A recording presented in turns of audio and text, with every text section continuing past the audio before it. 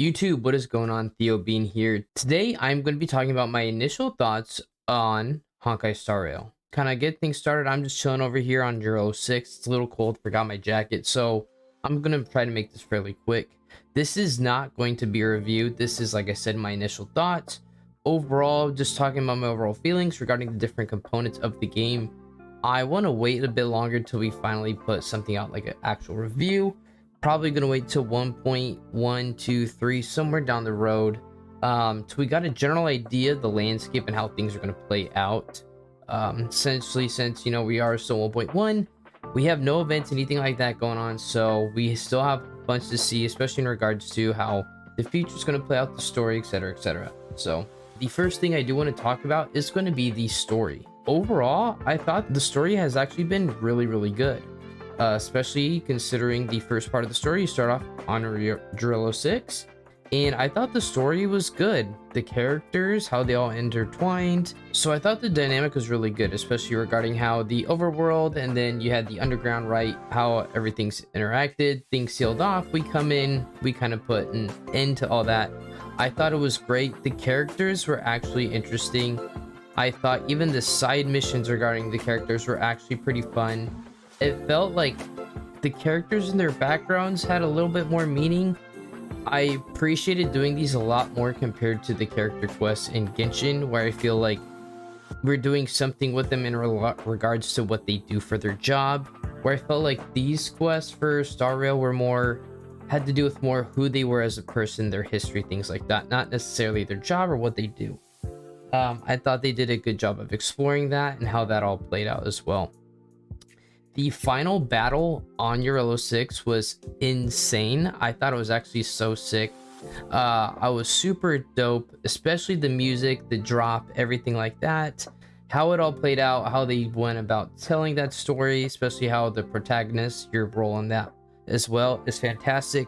For the sake of spoilers, I'm just going to leave it at that. But I thought that was really cool. The pacing, everything of that was really well done. I loved it. Especially the end. It is kind of open-ended, I think, to an extent, especially once you do go back to the Astral Express, right? Talking to, well, and Himiko, telling you that at the time being, we can't really destroy Stellaron. So I'm curious to see what kind of happens with that in the future and how that comes into play. So, of course, the next thing we have in regards to the story is the Jianzhou Linfu. Sorry if I mispronounced that. But I think so far it's been really good. Very brief spoiler, we don't get to really finish everything in regards to the storyline, which does kind of suck. It was a little bit slower, I think, in regards to pacing, and it feels like we're just really scratching the surface of everything that's going to take place for this story. I'm really curious to see what happens, and it kind of does suck being left a little bit on a kind of a cliffhanger where you're just kind of wondering what's going to happen next in regards to what's kind of going on at the very end of the storyline. I want to say ultimately the biggest problem I have with the story is that just playing through it, getting up to the point where you're all caught up and we're waiting for the next update to further increase that, it felt kind of short, especially compared to something like Genshin. I felt like we got to pretty much go through all Mondstadt and pretty much the majority of the main stuff in Leeway. So kind of where we're left at does suck. I might be mistaken, misremembering that. Of course, again, that was like 3 years ago. So I am a little disappointed in that, but given it is a gacha and I did know from the beginning, right, this game's going to be supported for years to come, that this story is going to be paced out. They can't just let you go through it, because then people aren't going to play it. You don't retain players, etc, etc. Next thing though I do want to talk about is going to be the combat. The combat also very good, very much enjoying it. I do like how the different characters play into different synergies, how they interact with each other, trying to put together good comps, also in regards to the enemies that you're facing, trying to match weaknesses, things like that. I know I've said this before in a previous video, but the combat really does remind me of Persona 4, whereas you have 4 people on your team, and then you are also trying to work in to put in a comp, kind of, but you are also working towards enemy weaknesses. So The different light cones, the relics, things like that, I do like as well. How that affects combat. Builds seem pretty straightforward, I'd say, for the most part. Of course, there's nothing too crazy at the moment in regards to builds, I don't think. Granted, the amount of build possibilities isn't too crazy, I think, for the time being, but that's kind of a given, especially since we're still in the very, very beginning of the game, and we're still expecting more relic sets, things like that, to kind of further come out. The way the leveling up, the light cones, the traces all work, all feels really good as well. I like how those all come into play. Kind of getting some of the materials can actually be a little bit more grindy compared to how I feel like it is in Genshin, but overall I think it's pretty solid. Actually going through combat, trying to build up those characters that you really start to like, it's been great. I was fortunate enough to get a Sealy on my account. She's fantastic. I love her. She's absolutely insane. So of course I've put more priority into her, making sure she's ready as well. Some of the enemies I say are do get kind of redundant here. I feel like, you know, we get a certain amount of new enemies, granted with each part of the story that kind of continues. We got to meet a certain amount of enemies on Urillo, and now on the Lofu we got to meet even more, and I'm assuming in the next chapter, right, we'll get another set. So they can be redundant, even though overall I think they are pretty cool. Some of the Mara struck enemies on the Lofu are kind of annoying, especially the guys with the regen. Next, I do want to talk about how the game overall is compared to Genshin, right? Being a MiHoYoverse game, or sorry, I should just say being a Hoyoverse game, you know, it does have a lot of similarities. Pretty much all the materials and everything, resources are pretty much just translated directly over. I do think it's interesting that the levels go from 1 to 20, and then they go just in increments of 10. It is also interesting to see that our Trailblazer level goes up to a cap of 70, at least for the time being, as opposed to a cap of 60. Makes me curious how that pacing is going to go, especially in regards to Genshin, right? As you're going through, 1 through 50 is fine. Once you get to 50 to 55, it slows down quite a bit. And then 55 through 60 is just on another dimension where it's insane amount of XP to go from 55 to 56, 56 to 57, etc. So I'm curious to see how that pacing is as well. It is also to the point where we really don't have too much of an idea of the end game, what that is going to entail. I'm really curious to see.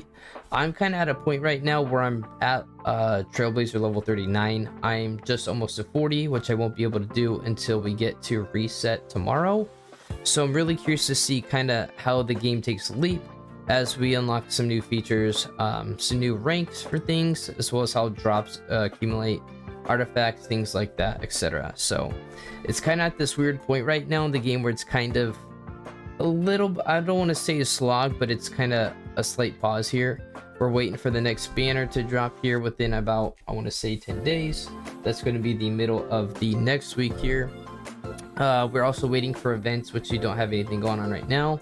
And pretty much if you're in the same shoes as me, you're just trying to play every day just to kind of get your Trailblazer level up, just kind of farm resources, materials, as well as ascension materials, things for upgrading characters, light cones, things like that as well. So I'm really curious to see what the future of the game is. It's also been funny that you know, my perspective on things has changed as well. With Genshin, I hated the FOMO events that were constantly coming out, and with Star Rail, it's been funny because I'm sitting here waiting like, God, I wish I had an event to do, just because I have been enjoying the game so much. Overall, I have really been enjoying Star Rail. I would 100% recommend it to anybody that loves turn-based RPGs. It is a ton of fun. It is definitely free-to-play friendly, I think more so than Genshin. Especially the amount of resources you get right now when you start. The friendly banner gives you guaranteed 5-star and 50 pulls is fantastic.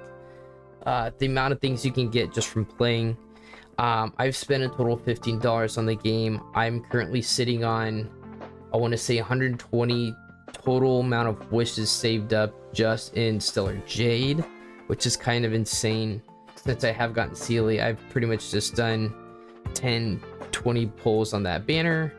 and then I've pretty much just been saving up for the most part, so just waiting to see who I'm gonna spend go all in on for next on the next banner. Who, I'm not sure yet.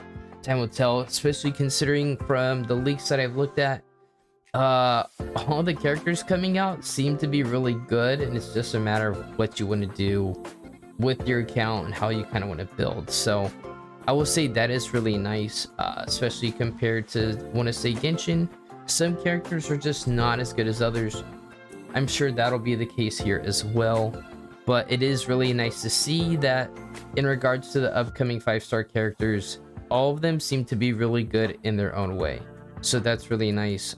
Just giving more people a chance to feel like, you know, if you do pull, your pulls won't be wasted. So I'm really excited for the future. I am a little bit skeptical in regards to the pacing, things like that.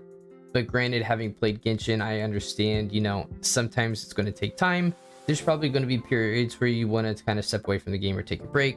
But thankfully, a game like this, it's super easy to just step back in, pick up right where you left off, and just continue building on where you're at. So with that, I am really excited for the future of this game. I'm really excited to see how things play out as people start to go through the 40s of Trailblaze level, especially getting closer to the 50s. As we get closer to that endgame content, Forgotten Memories, things like that, I'm really curious to see how things play out, as well as the meta, the landscape in regards to characters, balancing things like that, etc. So again, I love it. If you haven't, I recommend it. Give it a shot. If you like RPGs, turn-based especially, since that's what this is, by all means, give it a shot. It's free to play, and then I would just give it a shot. And if you really like it, keep playing it. If you want to spend money playing it, by all means, do that at your own discretion.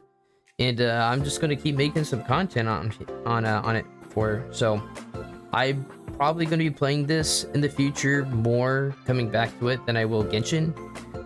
Nothing against Genshin. I do love Genshin, and I've put so much time and hours into that game in my account. So I will constantly come back to that. But I feel like I'm definitely going to be more inclined to come back to Star Rail, since it just kind of caters more towards me and my interests, especially in regards to the story. I'm more interested in the writing. I have mentioned in a previous video that the writing seems more, there's more comedy in it.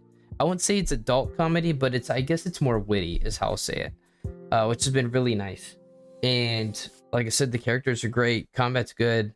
The future in regards to meta, the characters is exciting, so really excited to see what happens. So but with that, that's going to be it. Thank you guys. I hope to see you guys in the next video. Please let me know down below in the comments what you guys think your initial impressions of the game are. I'm really excited to see what happens, and I'm sure everybody here watching probably feels the same way. So but if you can, like the video, subscribe to the channel, greatly helps me out, as we're coming up here.